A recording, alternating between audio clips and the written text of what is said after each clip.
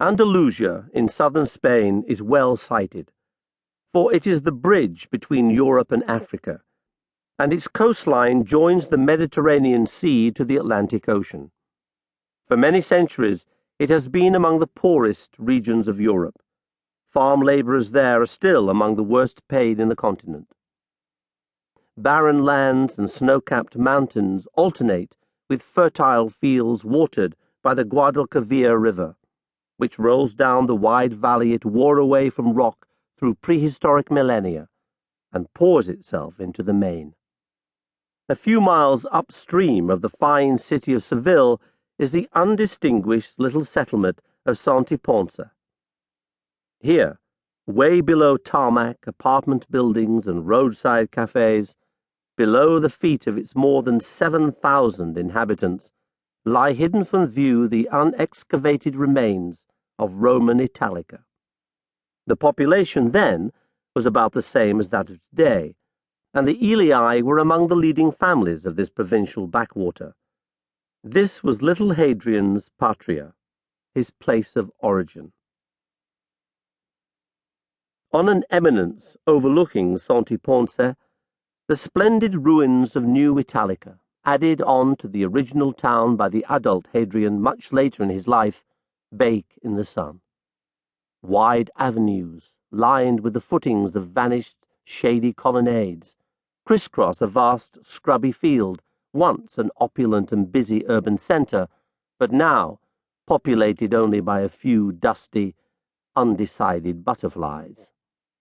Along a main street are the foundations of a public baths complex and the mosaic floor displaying the signs of the zodiac of a rich man's villa. Through tall trees, the visitor glimpses one of the empire's largest amphitheatres, all of it still in place, except for some fallen upper arches. Today's Andalusia is beginning to recover its long-vanished prosperity, thanks to a revived democracy and membership in the European Union.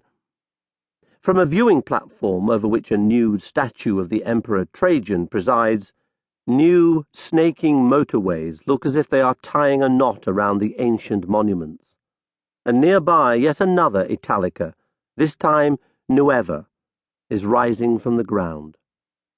Blinding white high-rises and empty streets await their first occupants. 2,000 years ago, the region was among the wealthiest of the Roman Empire. The Latin name for the Guadalquivir was the Betis, and the province was called Baetica after it. The great geographer Strabo, writing in the first quarter of the 1st century AD, had little time for most of Spain, which he found rugged, inhospitable, and an exceedingly miserable place to live. But Baetica was a different story.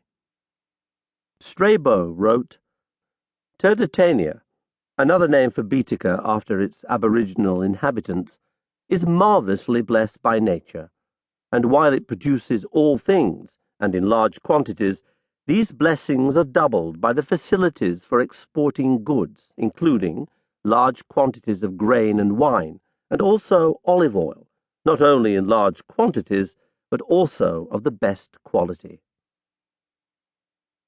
Olive oil sold exceptionally well. A staple of the ancient world, it was part of everyone's diet as well as being used for indoor lighting, cosmetics, soap equivalents, and medicine. Demand from a large city such as Rome was huge. Perhaps as many as 5 million gallons a year were consumed, and Baetican landowners sold as much as they could produce. Evidence for this is provided by the largest rubbish dump of the classical world, Monte Testaccio in Rome. An artificial hill, 165 feet high and 1,100 yards wide, composed entirely of broken-up amphorae or earthenware storage jars, perhaps 45 million in all.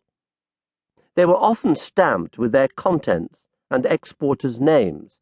Most of those from Baetica contained oil, and it has been estimated that 130,000 of them, having contained not less than 2 million gallons, were deposited on the hill every year. Among the largest oil producers of southern Spain were the Aelii.